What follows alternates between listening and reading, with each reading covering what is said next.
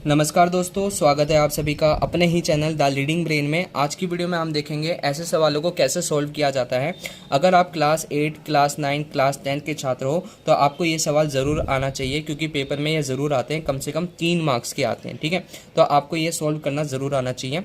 अब बात करते हैं कि ऐसे सवालों को कैसे सॉल्व किया जाता है, और पेपर में इतने सारे क्वेश्चन आते हैं तो हमें कैसे पता चलेगा कि ये वही सवाल है जो हमने अभी सीखा है। ठीक है, तो सबसे पहले देखो कि इस सवाल में कितने पार्ट हैं।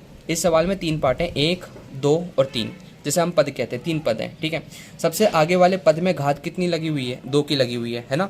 और पीछे वाले पद में घात कितनी लगी है? 1 लगी हुई है। अब बोलोगे कहाँ, दिख तो रहा नहीं, लेकिन इसमें x तो है ना और गिनती भी है, तो इसमें घात 1 मानी जाएगी। और जो इसके पीछे वाला जो है इसमें कोई घात ही नहीं है ना, और ना तो x है, तो इसे हम कहते हैं c यानी कोफिशिएंट। एक्स स्क्वायर के साथ जो भी लिखा रहता है ना उसे हम a कहते हैं, x के साथ जो भी लिखा रहता है उसे b कहते हैं, और ये हमारा c होता है। अब इतना तो आपको समझ आ गया है ना। a हो गया हमारा 6, b हो गया हमारा 17, c हो गया 5। अब इतना करने के बाद आपको क्या करना है, सबसे आगे वाली संख्या एक्स स्क्वायर के साथ जो भी है 6, यहाँ मैं लिख देता हूँ 6। ठीक है, 6, और जो सबसे लास्ट वाली संख्या है 5, कौन सी है? 5। इन दोनों को आपस में गुणा करवा दो। क्या करवा दो? गुणा। तो 6 को 5 से गुणा करेंगे तो कितना आएगा? 30 आएगा। कितना आएगा? 30 आएगा। तो आप बोलोगे अगर एक्स स्क्वायर के साथ कुछ हो ना तो कोई बात नहीं, आप 1 ले लेना।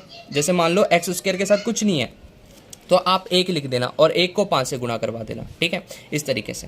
तो उसके बाद आपको क्या करना है, 30 का एलसीएम ले लेना है। क्या करना है? 30 का एलसीएम ले लेना है। देखो पेपर में जब ये क्वेश्चन आएगा तो बिल्कुल ऐसे ही करना। ठीक है, ये रट भी सकते हो, जो तरीका मैं बता रहा हूँ ये रट भी सकते हो। फिर उसके बाद सबसे छोटे पहाड़े से स्टार्ट करना है एलसीएम, यानी 2 से। देखो ये कट तो 15 से भी जाता है, लेकिन आप छोटे पहाड़े से स्टार्ट करो तो वो ज़्यादा बढ़िया रहेगा। 2 के पहाड़े में 30 तो आता नहीं, तो भाग करके देख लेना, तो 15 आएगा। कितना आएगा? 15 आएगा।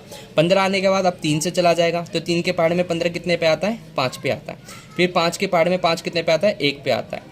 देखो सवाल में 3 पद है, 1, 2, 3। हम क्या करेंगे, इसे 4 पद में बदलेंगे। क्या करेंगे? 4 पद में बदलेंगे। कैसे बदलेंगे? चलो अभी समझाता हूँ। देखो हमने गुणा किसका करवाया? 6 का और 5 का। बचा कौन? बचा 17x। क्या बचा? 17x। क्या बचा? 17x। ठीक है, 17x बच गया। अब आपको क्या करना है, ये जो 30 के गुणनखंड है ना, 2, 3, 5, इससे कुछ भी करो, जोड़, घटा, गुणा, भाग, कुछ भी करो, लेकिन 17x बना देना। जैसे कि देखो अगर मैं 5 को 3 से गुणा करूंगा तो कितना बनेगा? 15 बनेगा। 5 को 3 से गुणा करूंगा तो 15 बनेगा, और बचेगा कौन? हमारा 2। क्या बचेगा? 2। अगर मैं 15 में 2 जोड़ दूं तो क्या बनेगा? 17 ही तो बनेगा, है ना। मैंने 30 के गुणनखंड से ही 17 बना दिया। एक चीज और, 17 के साथ x भी है ना, तो इसमें भी x लगाना और इसमें भी x लगाना। इतना है समझ में? तो आप ये थोड़ा इसकी हैबिट डालना कि कैसे हमें गुणनखंड से बीच वाली संख्या बना लेनी है। ठीक है, अगर आप देखो 2 को 3 से गुणा करूँ 6, और 6 में 5 जोड़ू 11 नहीं बन रहा, तो इसी तरह 5 को 3 से गुणा किया 15, 15 में 2 जोड़ा 17 बन गया। ठीक है, अब उसके बाद हमें क्या करना है, इस सवाल को दोबारा लिखना है 6x स्क्वायर, लेकिन अब 17x नहीं लिखेंगे। अब 17x नहीं लिखेंगे, अब हम लिखेंगे 15x प्लस 2x। क्या लिखेंगे? 15x प्लस में 2x। एक चीज़ और बता देता हूँ, अगर ये 17x माइनस का होता ना, अगर ये 17x माइनस का होता तो मैं दोनों में निशान माइनस का लगाता, क्योंकि माइनस माइनस होता है प्लस। ठीक, अब देखो 17x की जगह हमने 15x और 2x लिख दिया, और प्लस का क्या लगा देंगे? 5 लगा देंगे। अब सवाल हमारा 3 पद में था, 1, 2, 3। अब सवाल कितने पद में हो गया? 4 में। 1, 2, 3, 4, यही तो करना था। अब इतना करने के बाद हमें क्या करना है, इसे खोल के लिख लेना है। क्या करना है? विस्तारित रूप में लिख देना है, यानी खोल के लिख देना है। 6 को कैसे लिख सकते हैं? 2 गुणा में 3। सही है, 2 गुणा में 3, और x की घात 2 है तो हम इस x को भी 2 बार लिखेंगे ऐसे। 15 को कैसे लिख सकते हैं? ऐसे, 3 गुणा में 5, है ना, 3 गुणा में 5, और यहाँ पर x लगा देंगे। 2x को लिख सकते हैं, इसको तो बस ऐसे लिख सकते हैं, 2 गुणा में x। 5 को भी ऐसे लिख सकते हैं, है ना। इतना आ गया समझ में?